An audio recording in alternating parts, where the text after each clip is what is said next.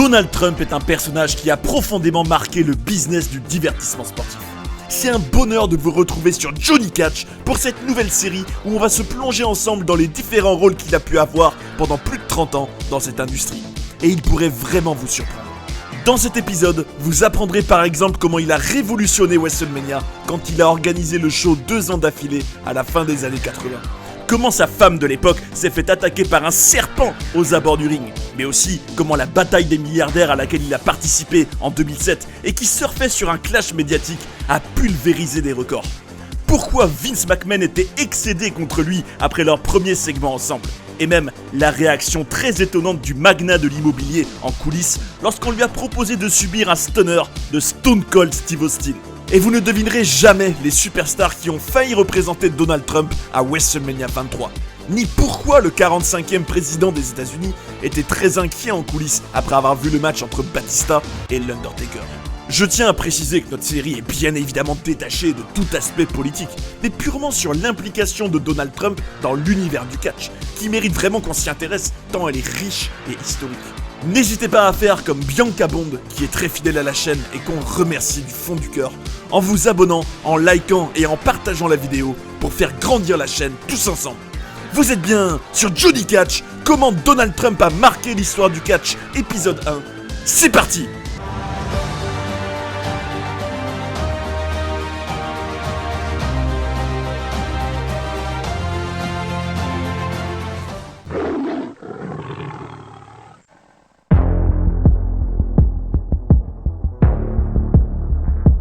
L'histoire de Donald Trump avec le catch est très riche, et ses premières interactions avec l'industrie du divertissement sportif remontent aux années 80, à une époque où la WWE devenait de plus en plus un phénomène culturel, avec la création encore récente de WrestleMania, d'une certaine manière le Super Bowl du catch, et la popularité grandissante de Hulk Hogan, la star de la compagnie à cette période, qui a une place étonnante dans le rapport de Trump avec le catch au fil du temps, comme vous allez voir. On peut dire que quand la compagnie de Vince McMahon était en pleine ascension, Trump en a été un supporter loyal. Et ce soutien se manifeste surtout par 2 événements marquants. Les shows WrestleMania 4 et 5, qui ont tous les deux eu lieu au même endroit, à savoir le Trump Plaza à Atlantic City, une ville touristique dans l'état du New Jersey, pas très loin de New York. Ce qu'il est important de réaliser à propos de cela, c'est le côté historique de ces éditions-là du Showcase des Immortels. À ce jour, c'est encore la seule fois de l'histoire que WrestleMania a été organisé dans la même ville 2 années d'affilée, en l'occurrence 1988 et 1989. Et la raison en est très simple. C'est Trump lui-même qui voulait absolument accueillir ces shows, d'autant plus que cela collait parfaitement à son ambition de faire d'Atlantic City le Las Vegas de la côte Est, d'en faire la nouvelle capitale du jeu, étant donné qu'il y avait aussi plusieurs casinos, dont le Trump Plaza. Et plus généralement, d'en faire une destination très attractive. Dans cette même logique, il y organisera également des combats de boxe à cette époque, dont certains du surpuissant Mike Tyson. Avoir lieu au Trump Plaza, qui avait été construit en 1984 dans cet univers du casino et ce passif avec la boxe, donnait encore plus de prestige à WrestleMania, même s'il ne pouvait y avoir que 20 000 spectateurs sur place, ce qui est bien loin des 93 000 spectateurs de WrestleMania 3. Mais le milliardaire tenait absolument à ce que la WWE fasse ses éditions du Grandest Stage of Them All dans son établissement. Comme il le raconte, tout le monde dans le pays voulait cet événement et on a été capable de l'avoir. Je n'ai jamais vendu des tickets aussi facilement que pour WrestleMania. D'ailleurs, WrestleMania 4, au cours duquel un tournoi s'était déroulé pour couronner un nouveau champion WWE, ce sera d'ailleurs le machoman Randy Savage qui gagnera, avait été un tel succès que c'est les clients du Trump Plaza qui demandaient aux magnats de l'immobilier de faire revenir WrestleMania l'année suivante. Ce qu'on peut également souligner, et ce qui rend aussi ces shows historiques, c'est que sous l'impulsion de Trump, la WWE avait fait de WrestleMania plus qu'un simple show, mais un véritable festival. Tout un week-end de divertissement avec une séance d'autographes de catcheurs, une course de 5 km à laquelle tout le monde pouvait participer, un grand brunch le dimanche matin. On y a posé les bases de ce qui deviendra le WrestleMania Access, à savoir toute une série d'activités en tout genre sur plusieurs jours où les fans peuvent aller et qui rend l'expérience d'aller à WrestleMania encore plus spéciale. C'est aussi à noter que c'était la première fois que le show était visible exclusivement en pay-per-view, ce qui deviendra aussi le modèle de diffusion du Showcase des Immortels pendant des années. Donc clairement, ces éditions de WrestleMania accueillies par Donald Trump était historique. Et lui-même a aussi été marqué par ces shows, parce qu'il était un grand fan des catcheurs, comme vous allez le voir. Et par la foudre de Zeus, c'est complètement fou de voir Hulk Hogan faire une promo d'une intensité incroyable, je trouve, dans laquelle il disait notamment que Trump était un Hulkamaniac, et que si ses fans et lui étaient en train de couler dans l'océan, ils pouvaient tous s'accrocher à son dos, et qu'il les ramènerait tous au rivage. Le milliardaire prendra des photos avec le Hulkster, dont on reparlera des années plus tard, vous allez voir, André le Géant et aussi Bret Hart. Ce dernier a déclaré à propos de ses échanges avec Trump à l'époque: « Je me souviens que Donald Trump était au premier rang, et quand j'ai percuté le coin du ring, il le vivait à fond. Il pensait que c'était la chose la plus dévastatrice qu'il ait vue de sa vie. » Le Canadien raconte qu'il avait eu un échange avec Donald Trump en coulisses après WrestleMania 4, qu'ils se sont serré la main avec vigueur, que le milliardaire était très gentil avec lui, qu'il lui avait proposé de prendre une photo ensemble, et que l'année suivante, à WrestleMania 5, il s'en rappelait encore, et qu'il lui avait dit qu'il espérait que la photo avait plu au père de Bret. Une autre interaction bien plus surréaliste qu'il y a pu avoir entre un des catcheurs et Donald Trump, c'est celle avec la légende Jake Roberts. Celui qui était connu pour toujours apporter son serpent avec lui au ring, a révélé qu'il avait remarqué que Ivana Trump, la femme de Donald à l'époque, était assise à côté de lui en ringside, et que tout au long du match de Roberts, elle ne regardait même pas ce qui se passait, et qu'elle sirotait son champagne. Alors, en sortant du ring, il est allé vers elle en brandissant son serpent, qui lui a même touché la poitrine. Elle a sursauté et est tombée de sa chaise. Et selon Roberts, Trump serait parti en courant à ce moment-là. Ce qui est encore plus fou, c'est que le vétéran a raconté qu'il a appris par la suite qu'Ivana Trump avait essayé de payer 2 de ses agents de sécurité pour aller mettre une raclée à Roberts dans sa chambre d'hôtel, mais que c'est Donald, qui adorait Jake, qui l'en aurait dissuadé. Pouvez-vous seulement imaginer être assis au premier rang sans vraiment faire attention au match, et d'un coup se rendre compte qu'un serpent nous attaque?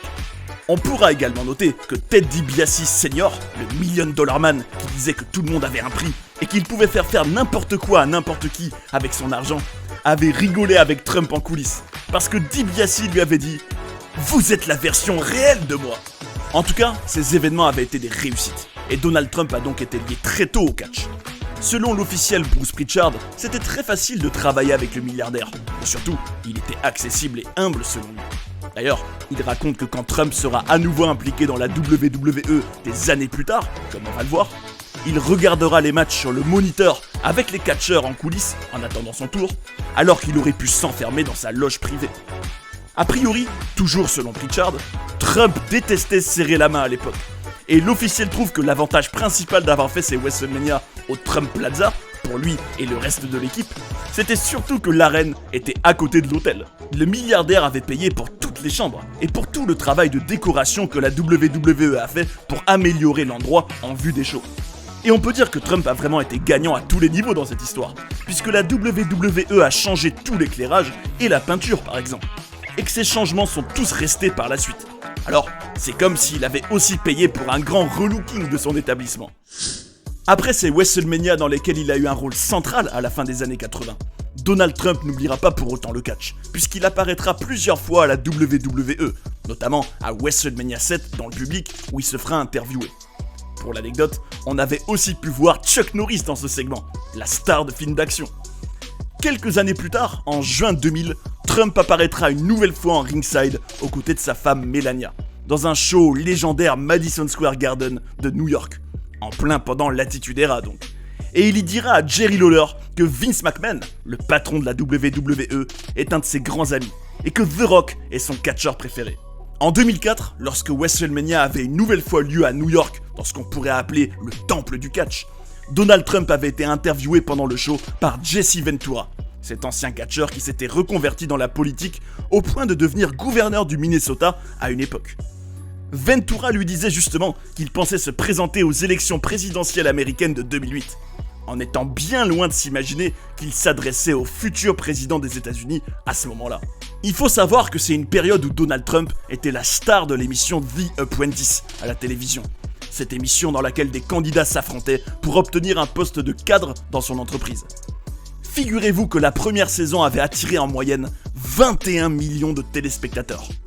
Et comme le dit Bruce Pritchard, le milliardaire comprenait le business du catch et aimait avoir la moindre opportunité, ne serait-ce que des apparitions comme celle-ci, pour faire sa promotion. Et vous allez voir que le succès de The Apprentice a donné des idées au USA Network, qui diffuse également Monday Night Raw, le show phare de la WWE. Alors restez bien jusqu'au bout de notre documentaire pour découvrir ce qui vont être les interactions les plus mémorables de Donald Trump avec l'univers du catch.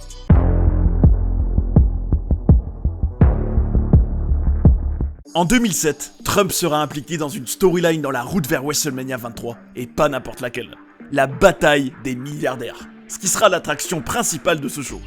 Et contrairement à ce qu'on pourrait imaginer, faire appel à Donald Trump pour une storyline à l'écran n'était pas une idée de la WWE à l'origine, mais plutôt de Bonnie Hammer, le président du USA Network à l'époque. Ce dernier s'est tout simplement dit qu'étant donné que le show The Apprentice et Monday Night Raw faisaient tous les deux partie du même groupe NBC Universal, une participation de Donald Trump à l'émission de Vince McMahon serait envisageable, et même profitable à tous. Alors, durant les premiers mois de l'année 2007, une rivalité va petit à petit se développer à l'écran entre Trump et McMahon. Deux milliardaires au caractère bien trempé. Et vous allez voir que c'est une storyline qui va pulvériser plusieurs records. Tout a commencé dans le Raw du 1er janvier 2007, pendant lequel on verra Vince McMahon dire qu'il a des nouvelles résolutions en ce début d'année, notamment de ne plus être gentil. Il va virer le pauvre Rob Conway après avoir dit que sa phrase iconique « You're fired » que Donald Trump dit très souvent dans The Apprentice est sa création. À titre personnel, je trouve que c'est quand même fou que ces deux personnages forts, qui se ressemblent sur différents aspects, avaient la même catchphrase à l'écran. Et d'ailleurs, quand on lui disait que c'est McMahon qui avait popularisé cette expression, Trump répondait qu'il ne regardait pas le catch, et qu'il en avait eu l'idée sans avoir vu Vince avant. En tout cas, ce jour-là, le patron de la fédération de Stamford va mentionner le fait que Trump a des soucis avec Yokozuna en ce moment. Ou plutôt, Rosie O'Donnell.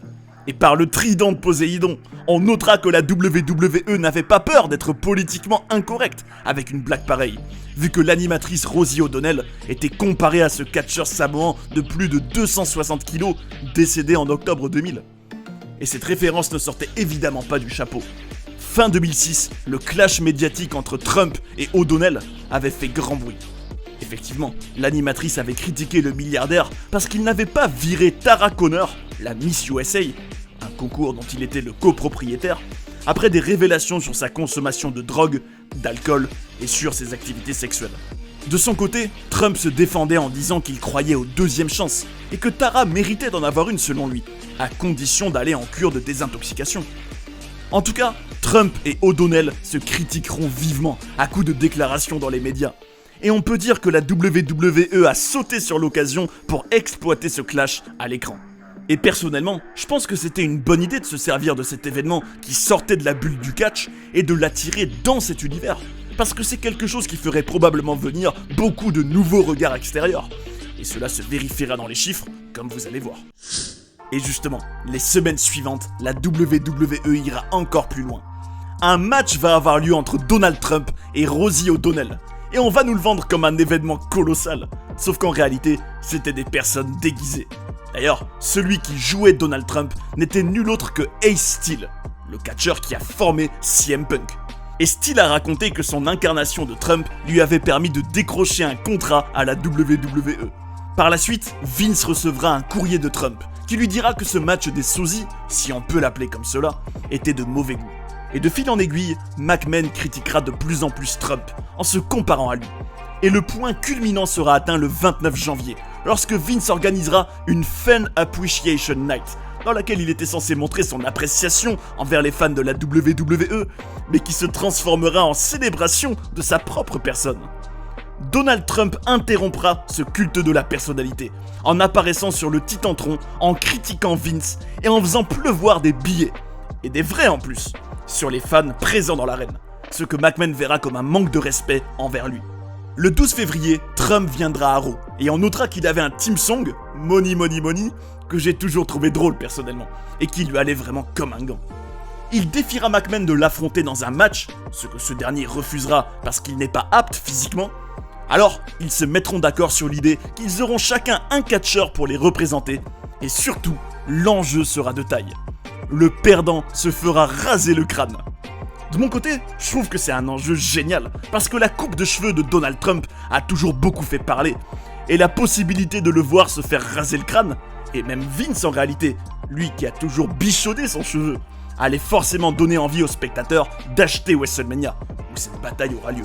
Une anecdote drôle à propos de cette première apparition de Donald Trump à Monday Night Raw et qui nous a été révélée par le scénariste Court Bauer, c'est qu'a priori, quand ce dernier a retrouvé Vince McMahon dans sa limousine après le show, le patron de la WWE était excédé. Parce que selon lui, Trump avait fait exprès de mettre ce gros manteau et de sûrement y rajouter des épaulettes pour paraître plus grand et plus costaud que Vince. Comme quoi, il y avait bien une part de réalité dans cette guerre d'ego.